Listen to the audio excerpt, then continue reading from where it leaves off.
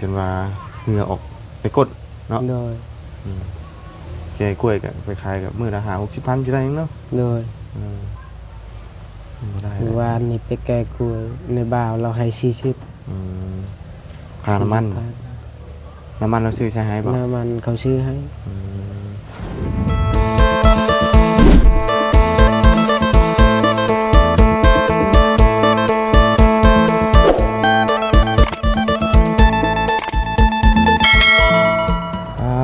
จิโตพี่น้องเนาะถือว่าจวดอีดีสร้างนี่มาแทบบ่ทันเนาะตัวผู้ฝาไม้เฉลิงฉลากกันเนาะเอาพี่น้องเลยถือว่าจวดจัดสร้างเป็นเหตุดำเนินการมื้อนี้เนาะเตเช้าเตเซี่ยวดีเอาก่อนอื่นก็ทักทายสบายดีและสวัสดีพี่น้องกันเบิดทุกคนพี่น้องกันเนาะพอๆกันมื้อนี้ก็ถือว่าสร้างเพิ่นใส่หลังคาแล้วมื้อนี้เนาะเสร็จสมบูรณ์พี่น้องเอ้ยเด้อเพราะว่าเดี๋ยวตัวอันนี้ออกมานี้เนาะแต่ว่าเพิ่นพักตั้งแต่10 โมงพี่น้องเอ้ยเนาะสร้างว่าเพิ่นแล้วเด้เพิ่นแล้วตัวนั้นก็ได้พักเนาะพามาชมชลามากันคือสิต่อตัวนี้เลยเด้อตัวนี้ก็เป็นบ่พอข้าวเนาะอ๊บโอ้ตัวนี้เป็นลูกติงจับนี่เนาะโอ้ห่มข้างนอกเจียงแล้วบัดเนาะโอ้ยยิ้มไปเปื่อยแล้วบัดนี้ยิ้มไปเปื่อยแล้วมาโอ้ห่มแล้วเนาะเอาน้ำมาหวดมึงดูโดยน้ำก่อนเอาบ่ลองว่ามันหัวบ่โดยบ่หัวดอกเนาะสร้างเป็นเฮ็ดอันน่ะหลายหลังอยู่บ่ได้หัวอีกอย่างไม่มันก็แห้งแล้วโดยเพิ่นก็มุงครบกันนี่3ร่องพุ่นนะได้2ร่องเนาะโดยมา3คนเหรอมาสร้างแม่น3 คนเนาะเอาถือว่าใกล้แล้วพี่น้องเอ้ยสิสมบูรณ์แล้วเงินไอ้เจียงเนาะโดยแป๊บเดียวนะ6 แผ่นเนาะโดยเป็นจวดนี่ไม้ชลาเพิ่นใส่เป็นลมเนาะโดยเป็นลมก่อนจะพาเป็นลมตัวมันห่มมันเย็นจ้อยๆป่ะนี่เนาะคักอะไรเจียงเลยป่ะนี่เนาะเจ้าโดยดีใจแล้วบาดนี้เนาะได้เห็นหลังคาเนาะโดยเห็นหลังคาแล้วบัดนี้ดีใจแล้วพี่น้องเลยเพราะว่าเห็นมุมชิเดลเลยเด้แล้วเบิดละบัดนี้เพราะว่ายังก็มาครบแล้วเนาะโดยครบเรียบร้อยแล้วพี่น้องไม่ใช่ลาก็มาเรียบร้อยแล้วมาตอนค่ำตอนมืดเลยเนาะโดยทุกพี่น้องเลยกินข้าวกับท่านอิ่มช่ำบ้านดิไม่ใช่ลามาตอนค่ำพี่น้องเลยจักตับก็มันสั่ง10 ตับบ่แม่น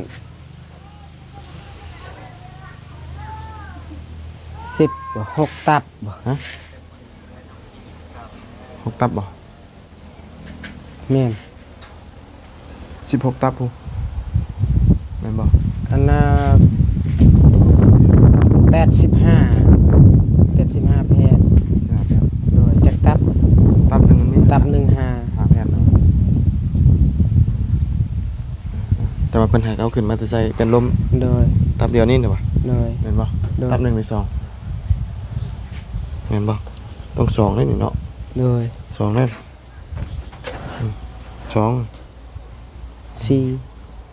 เพราะว่าอันเอาขึ้นมาให้ใจเป็นลมไม่ต้อง2แล้วโดย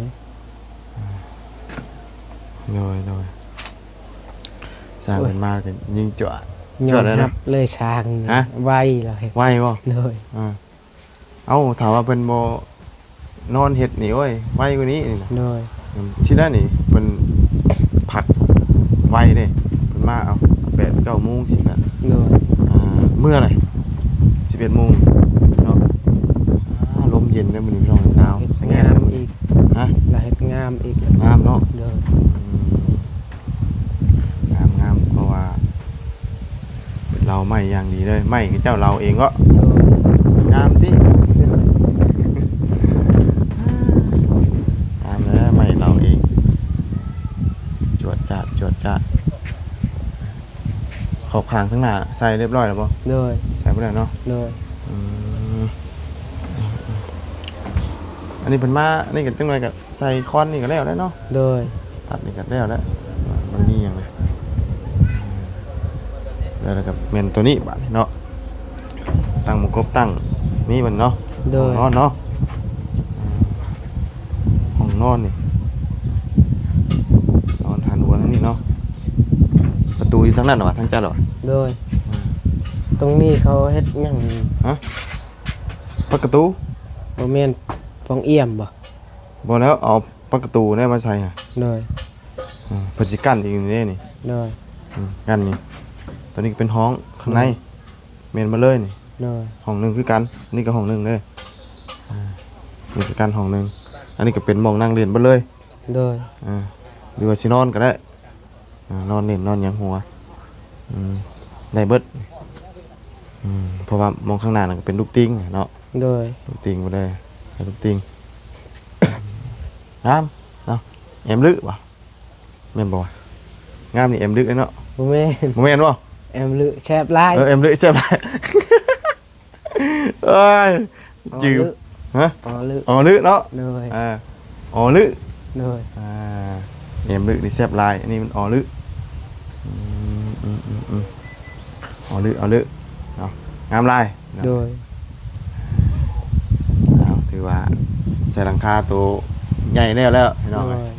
มีแต่รอใส่ตัวกระเทิบมันเนาะกระเทิบแล้วเพื่อกลับมา ดีใจเห็นเบิ่งไปเบิ่งมาอุ้ยดีใจ บ่คิดเนาะ โดย บ่คิดว่าสิได้คือหมู่ กันแม่จะดีพอจะดีบ่ได้สดซอยก็จนเฒ่าก็บ่มีแล้วบ่มีหลังแบบนี้ โดยแม่นอยู่เนาะพี่น้องมันหายากเนาะ โดย เพื่อสิได้เงินนะพี่น้องเพื่อสิได้เงินเป็นหลังมันก็บ่ง่ายคือว่า โดย เนาะบ่ได้ง่ายเลยพี่น้องเพื่อสิได้เงินเป็นหลังหาจนว่าเหงื่อออกไปกดเนาะ โดย แกกล้วยก็ไปขายกับมื้อละ50-60,000สิได้หยังเนาะ โดย บ่ได้ เมื่อวานนี่ไปแก้กล้วยในบ่าวเราให้40 ค่าน้ำมันเราซื้อใช้ให้บ่ น้ำมันเขาซื้อให้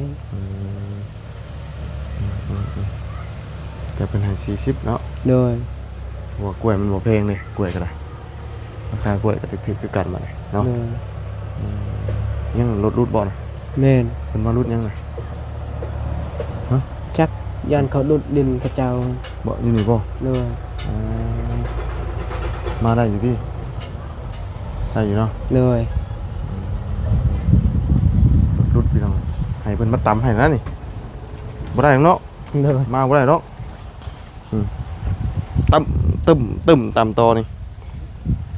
ยังบ่ได้ต่อเลยพี่น้องไอ้ต่อ ยันเหยียบใหม่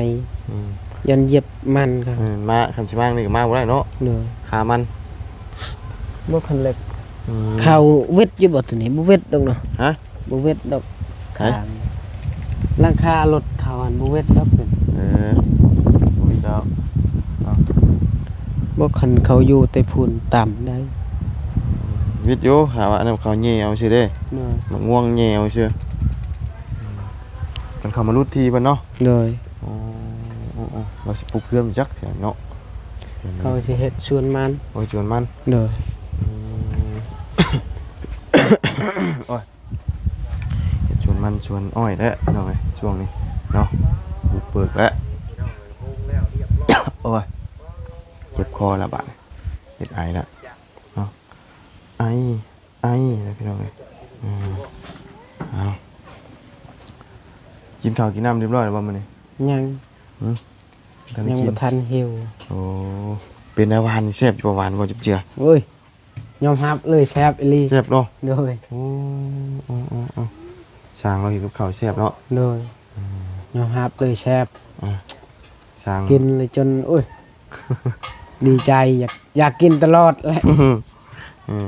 ยากได้สิได้กินเนาะ โดยแบบอาหารแบบนั้นหายาก โดย เฮาบ่เคยกินหาก็กินครั้งแรกเลย อบ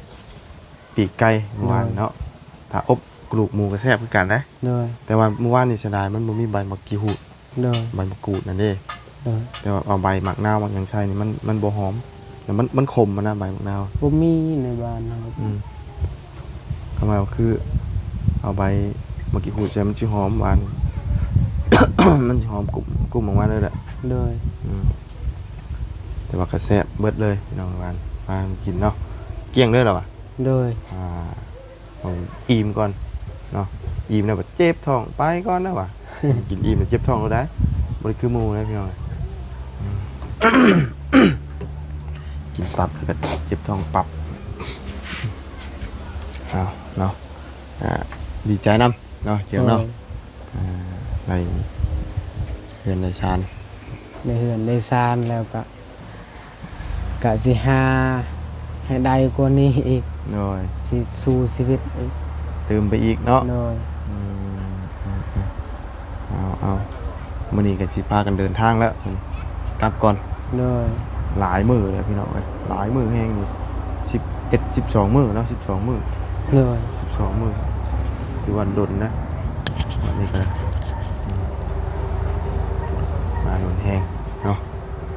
มีแต่พอๆกันงวดหน้าพุ่นน่ะยังอีกหลายมื้ออยู่เพื่อสิได้มากัน4-5มื้อพุ่นละขับมาวันนี้ก็ถือว่าสร้างเป็นดำเนินการแล้วนะเนาะ โดย มาจ่ายเงินจ่ายคำสร้างพุ่นละจ่ายเงินสร้างเรียบร้อยกลับมานี่จบบริบูรณ์พี่น้องเลยเนาะ โดย จบแล้วบ่มีหยังแล้วเนาะเจียงเนาะ โดย เลี้ยวเบิดเลยเดี๋ยวแล้วบรรลุแล้วบ่แตกตับเสียงพะเนียงไทย ฮอดชั่วโมงอยู่ว่าเพิ่นขึ้นนี่ แม่นประมาณชั่วโมงหนึง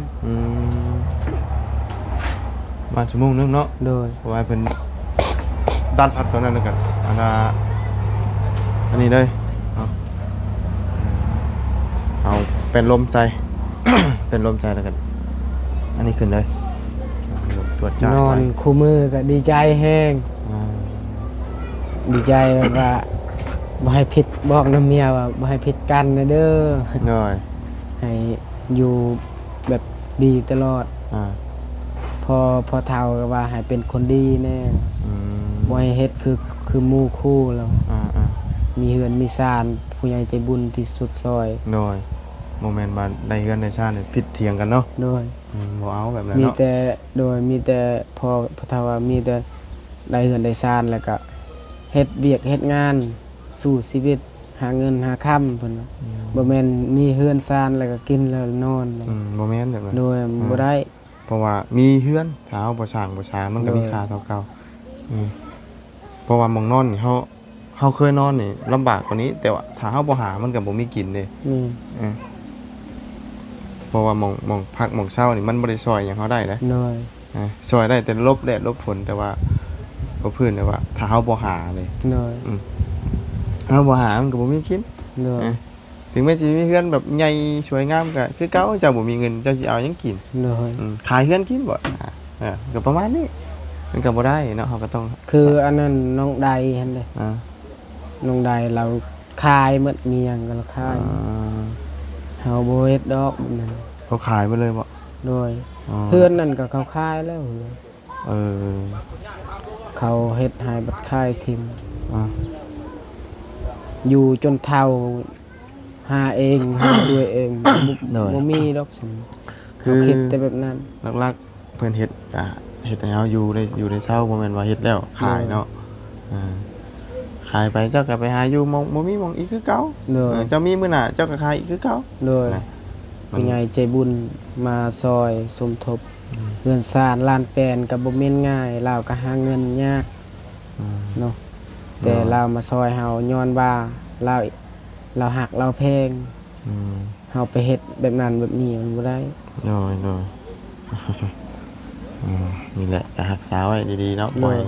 พิดเพียงปล่อยขายคือหมู่คือคู่นะ ก็เห็นหลายเคสคือกันเนาะ โดย ที่ว่าหลังจากเสร็จสิ้นแล้วก็มีให้กันแล้วก็แบ่งอยากแบ่งกันจะขายอันนั้นยังบ่ทันได้ก็ขายอันนะมีหลายหลายต่อหลายครอบครัว แบบเขามีเฮือนมีซานแล้วบ่หาเงินหาคำ อืม เลย เอาอยู่เทิงนี่เย็นย้อยจ่อยเนาะ โดย ลมพี่น้องเย็นนะมื้อนี้โอ้ลมแห้งจับเย็นจ่อยหนาวใช่ไหมตอนคืนซุ่มเซลกันกับม่วนพี่น้องเนาะได้กินข้าวกินน้ำพร้อมกันหลายคน ตอกไปมันแข็ง โอ้มันแข็งเลยได้บาท โดย ซ้ำสิโยกเจ้าบ่มีรถบาทนี่นะต้องห่วงเนาะว่ามันสิรุดบาทนี้นะจะแข็งแรงนะบาทมันยึดเบิดได้ทางนั้นก็ยึดได้มันก็ยึดได้เนาะได้ขึ้นอยู่บ่ตอนเพิ่นขึ้นนั้นไม่ขึ้นเทิงอยู่บ่เจอ โดย ตาราง ขึ้น บ่ เทิงเอาจัดสังกะสี อืม อยู่ตารางกี่คนจ้ะสอง บ่มีไผ เอาว่าสร้างมาสาม สร้างบักสร้างเปิดอยู่ลุมพุ่น สร้างเปิดอยู่รุม โดย อยู่เทิง อยู่เทิง สอง เฮาสาม สาม โดย อืม เราโยนกระสังสีให้ แล้วยืนสังสีให้สร้างพืชเนาะเจอกระหับต่ออีกกลางเสียงเนาะสร้างเละอยู่เทิงเนาะ โดย เอาเนาะก็เสร็จสิ้นละจักหน่อยนี่พี่น้องเอ้ยมารอบนี้ก็เป็นปั๊บมักชิปเบิดเรียบร้อยตัวนี้เนาะจบบริบูรณ์พี่น้องเอ้ยถือว่าจบบริบูรณ์แล้วตัวนี้มันเสร็จสิ้นเลยล่ะครับไม่ชะล่าเพิ่นสิได้เข้าบ่มันเนาะก็ติดตามมันแล้วกันเนาะก็คือส่งอยู่ดอกเนาะคำว่านั่นก็สิเป็นเฮ็ดตัวนี้ก่อนบ่หรือว่าจังไดเนาะคำว่าบ่เฮ็ดตัวนี้ก่อนก็แม่นใส่ไม้ชะล่าก่อนบ่ โดย เดี๋ยวผมมันจะง่ายเนาะ โดย เดี๋ยวเป็นเห็ดโตไปฝาก่อนมาเห็ดตัวนี้มนหลังใส่ตัวนี้มนหลังมันก็สบายเนาะเนาะ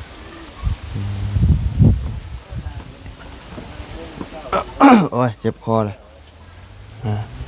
เป็นไออะไรพี่น้องเจ็บแล้วบัดนี้เจ็บต้องกินยาแก้อักเสบแล้วเนาะเจ็บคอเจ็บยังไงบัดนี้เจ็บคอกันบ่ โดย อากาศมันเย็นเนาะเริ่มแล้วพี่น้องเอ้ยเริ่มเป็นออกเป็นไอแล้วไอก็ได้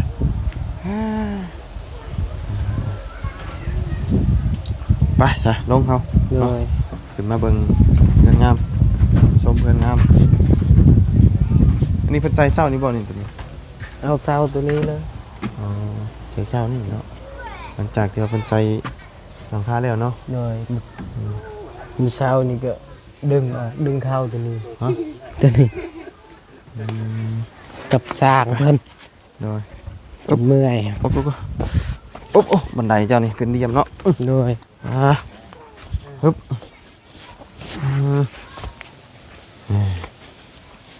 เฮ้ยจักตับอันนี้นะ16บ่จังหวะ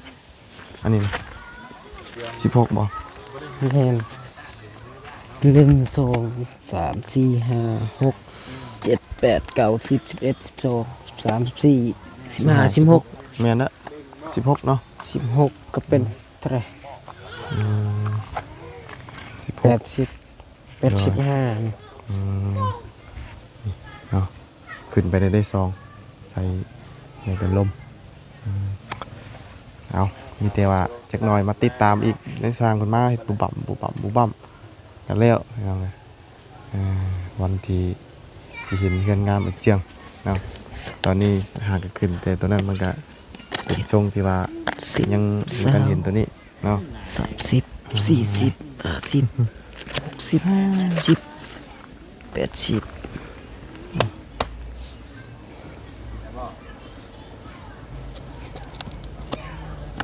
งามบ่สีนี่ งาม งามเนาะ โดย สีที่ว่าอันอยากได้มันก็มันบ่มี โดย เนาะสียังก็งามคือกันไม่ใช่ล่านะ